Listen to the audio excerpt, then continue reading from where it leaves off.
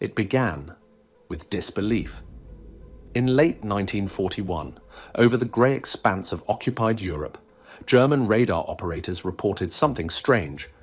An unidentified aircraft, small, fast, impossibly fast. Before fighters could scramble, it was gone, a ghost trailing thin white contrails, vanishing into cloud.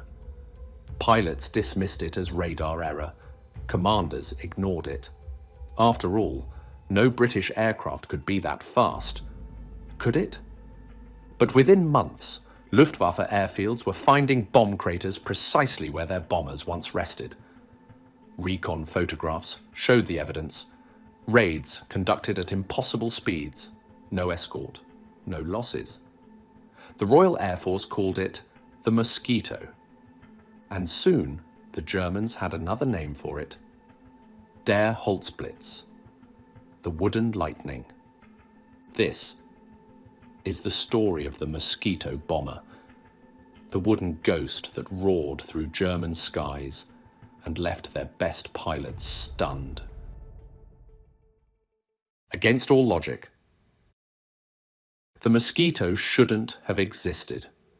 In 1938, Geoffrey de Havilland proposed a radical idea to Britain's Air Ministry. A bomber with no guns, built mostly of wood. It would not fight its way to the target. It would outrun everything that tried to stop it. Fast, light, and smooth as a bird's wing. The Air Ministry rejected it outright. A wooden bomber, without defensive armament, impossible to the brass, such an aircraft was a fantasy, a death trap waiting to happen. But to de Havilland, it was the only logical path forward. He'd spent years watching engineers drown good designs under layers of armor, trading agility for the illusion of safety. He knew wood, spruce, birch, and balsa could be shaped, layered, and bonded into forms aluminum could never match. It absorbed radar, resisted corrosion, and when treated with precision, could rival metal in strength while weighing half as much. De Havilland's conviction was simple and heretical. Speed would be its armor. When war came and Britain's survival hung in the balance, that heresy became necessity. Aluminum was rationed for Spitfires and Hurricanes. The RAF's factories were stretched to breaking. De Havilland's team pressed on anyway, transforming furniture workshops into secret assembly lines. Cabinet makers, piano builders, even coffin makers turned their hands to the delicate curves of the Mosquito's frame. The smell of sawdust and varnish mingled with the thrum of wartime urgency. It was not just an aircraft taking shape. It was a quiet act of rebellion, a rebellion of craftsmanship against bureaucracy, of speed against convention, of vision against fear. The prototype began to rise from sketches and splinters, smooth, clean, impossibly light. It didn't look like a weapon. It looked like something alive. When it finally rolled onto the runway in late 1940, the officials who had mocked it gathered to watch, arms folded, skeptical. De Havilland gave a single nod to the test pilot. The engines roared, twin Merlins unleashing a note of pure defiance. And as the wooden aircraft leapt from the earth, accelerating faster than any fighter Britain had built, one thought rippled through the crowd, unspoken but electric. What if he's right? Wings of wood, heart of fire. The Mosquito structure was unlike anything before it. Its fuselage was a sandwich, a layer of balsa between birch plywood, shaped in two mirror halves and bonded under heat and pressure. No rivets, no metal frames, just smooth, flowing surfaces that gave it unmatched aerodynamics. Inside, two Rolls-Royce Merlin engines, the same that powered the Spitfire, roared to life, producing over 1,400 horsepower each. Together, they pushed the Mosquito beyond 400 miles per hour, faster than most fighters of the era. Engineers faced countless problems: glue that delaminated in humidity, warping under cold, structural vibration at high altitudes. But every obstacle taught them refinement: better bonding resins, tighter tolerances, reinforced spars. The result was an aircraft so precisely balanced it could cruise on one engine and still outrun its pursuers. When the first prototypes flew in November 1940, de Havilland's team knew they had built something extraordinary. But Britain's top brass still didn't believe it until the Mosquito proved itself in combat. The silent arrival. September 1941. A single Mosquito B-4 took off from RAF Whiten on its first mission, a daylight reconnaissance over occupied France. Cameras clicked, film canisters rolled, the aircraft returned untouched. No fighter had even come close. Then came the first strike raid, against Oslo's Gestapo headquarters. The Mosquito swept in at treetop height, dropped its bombs with surgical precision, and was gone before anti-aircraft guns could react. When the Luftwaffe investigated, they found no shell casings, no wreckage, no clue. Just the sound of engines fading into the distance. A ghost strike. By 1942, squadrons of Mosquitoes were flying daylight raids deep into Germany: Berlin, Hamburg, Cologne. Each city felt the sting of the wooden bomber. The German High Command was stunned. Their radar operators swore the aircraft moved faster than their fighters could climb. Interceptors launched again and again, only to find empty skies. Pilots began to call it Der Holzgeist, the wooden ghost. For the first time, the Luftwaffe's iron grip on European airspace was slipping. The hunter had become the hunted. And as reports flooded in of yet another Mosquito formation, this one heading straight for Berlin in broad daylight, a grim realization spread through German command. This wasn't just a nuisance.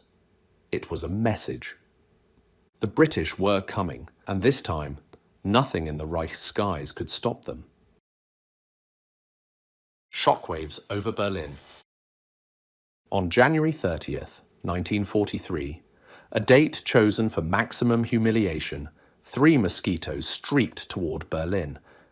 Their timing was perfect. Joseph Goebbels was preparing to deliver a speech for the 10th anniversary of Hitler's rise to power, broadcast live on German radio. At 11 a.m., just as the speech was to begin, air raid sirens screamed across the city.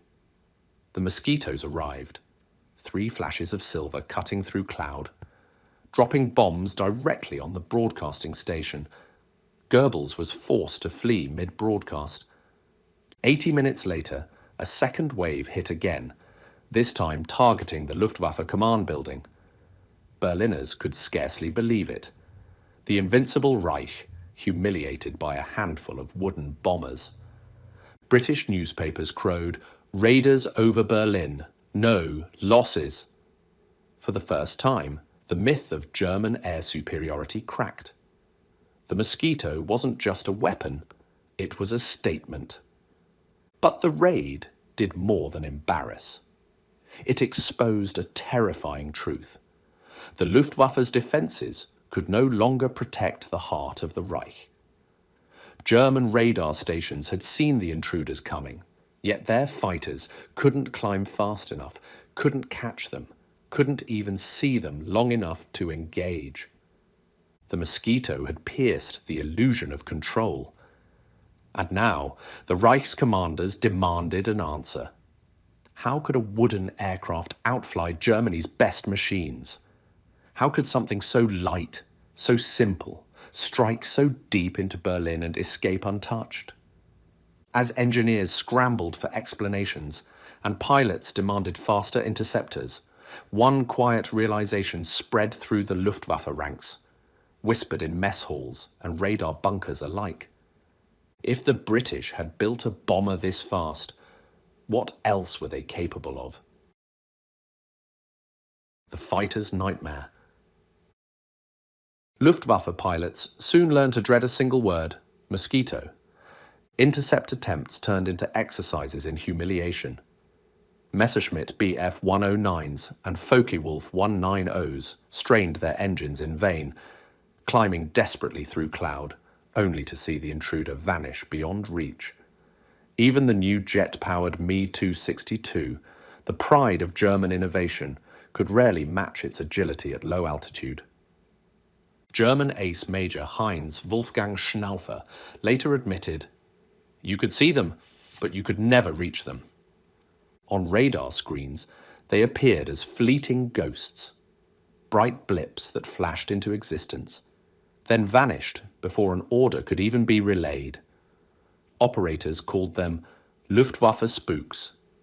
Night fighter crews sat in the dark, eyes burning from fatigue, straining to catch the faint hum of engines that never lingered long enough to locate.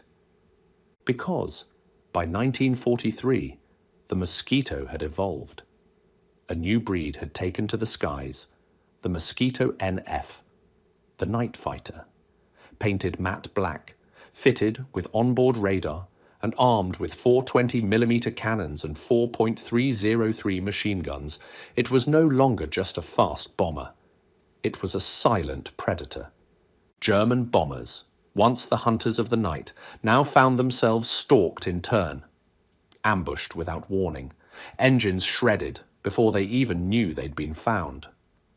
Crews would later speak of a sudden flash, a burst of cannon fire, and then nothing. To the RAF, it was precision. To the Luftwaffe, it was terror. The Mosquito claimed thousands of kills across the night skies of Europe, without ever firing a shot in daylight combat. It didn't need to. The fear of its arrival was often enough. And deep within Germany's command bunkers, analysts pored over reports in disbelief. How could one aircraft, small, unarmored, made of wood, cripple entire formations and vanish without trace? The Luftwaffe had no answer, but soon they would learn something far worse. The Mosquito's speed was only half its power. Its true weapon was precision. Precision and pride. What made the Mosquito truly unique wasn't just speed, it was accuracy. While Allied heavy bombers relied on mass saturation to hit targets, Mosquito crews executed surgical strikes. They destroyed power stations, radar towers, Gestapo prisons, and rail junctions with meter-level precision. In February 1944, Operation Jericho, one of the war's most daring missions, demonstrated this perfectly. 6 Mosquitoes, of number. 487 Squadron flew at rooftop height into Amiens, France. Their target, the prison walls. Inside were French resistance fighters, scheduled for execution the next morning. At exactly 12 p.m., the Mosquitoes released their bombs. The outer wall crumbled. Prisoners poured into the countryside as the bombers vanished into the clouds. Of the 700 inmates, 258 escaped. Many rejoined the fight. No other aircraft of the era could have achieved that. Not with such precision, not with such nerve. The anatomy of speed. So how did the Mosquito outrun everything? It was all about aerodynamics and efficiency. Its wooden skin was naturally smooth. No rivet drag, no seams. The thin, elliptical wings reduced turbulence, while the tightly cowled Merlin engines delivered laminar airflow straight through the propeller discs. The Mosquito flew higher than most bombers, cruising at 30,000 feet when needed, or skimming treetops at 250 feet for low-level raids. Pilots described it as flying a Stradivarius. Sensitive, responsive, alive. The empty weight of the aircraft was just over 14,000 pounds, nearly half that of a B-17 Flying Fortress. That made it not only faster, but more fuel efficient, extending its range deep into enemy territory. It was the paradox of power through lightness, strength through simplicity. Even as jet fighters emerged late in the war, the Mosquito retained its edge in tactical versatility. It could scout, strike, photograph, or chase, and it did all of it with elegance. The wooden legacy. By 1945, more than 7,700 Mosquitoes had been built in Britain, Canada, and Australia. Each factory added its own touch, but the essence never changed: light, fast, and fearless. They flew in every theatre of the war, skimming the jungles of Burma, racing through the freezing fjords of Norway, and slicing through the heart of Germany under moonlight. Wherever they flew, they carried the same quiet confidence, the belief that nothing could catch them. Crews loved the Mosquito not only for its speed, but for its soul. Pilots described it as alive, smooth on the controls, stable in turbulence, and responsive as thought itself. Many said they felt safe in it, not because of armor or guns, but because they trusted it to outrun death. When peace finally came, the Mosquito refused to fade. It found new lives in reconnaissance and transport, mapping a rebuilding world from the skies. Others tested early jet engines, bridging the gap between the propeller age and the dawn of the jet era. The same airframe that once outran war was now exploring the future of flight. And yet, time was never kind to wood. As the years passed, most Mosquitoes were scrapped, their once sleek forms lost to decay and neglect. Only a handful survived, their polished birch and balsa still gleaming under hangar lights, museum floors, echoing with the stories they once lived. To stand before one today is to feel a quiet shock that something so fragile could have been so powerful. The Mosquito remains a symbol of pure ingenuity, proof that courage and imagination, not brute force, can change the course of history. The lesson of the lightning. The Mosquito was born from doubt, an aircraft no one wanted, made of materials no one trusted, designed by a man who refused to accept the word impossible. And yet, against all logic, it became the fastest strike aircraft of the Second World War, a wooden machine that humbled the Reich and reshaped the skies. It was more than a bomber. It was a philosophy in flight. That agility could outsmart armor, that simplicity could surpass strength, and that vision, even when dismissed as madness, could change the course of history. For the pilots who flew it, the Mosquito was more than metal and wood. It was a companion, a loyal, living thing that carried them through the most dangerous skies on Earth and brought them home when others did not return. It wasn't just built, it was crafted by thousands of unseen hands in dim workshops, where the scent of varnish and sawdust mingled with hope. In the end, the Mosquito didn't just fight a war. It defined an era. It proved that brilliance doesn't always roar with noise and fury.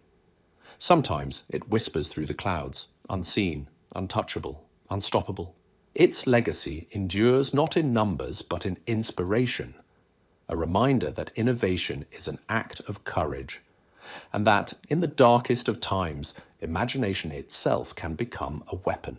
Because when metal faltered and logic failed, one wooden aircraft showed the world that true power comes from daring to be different.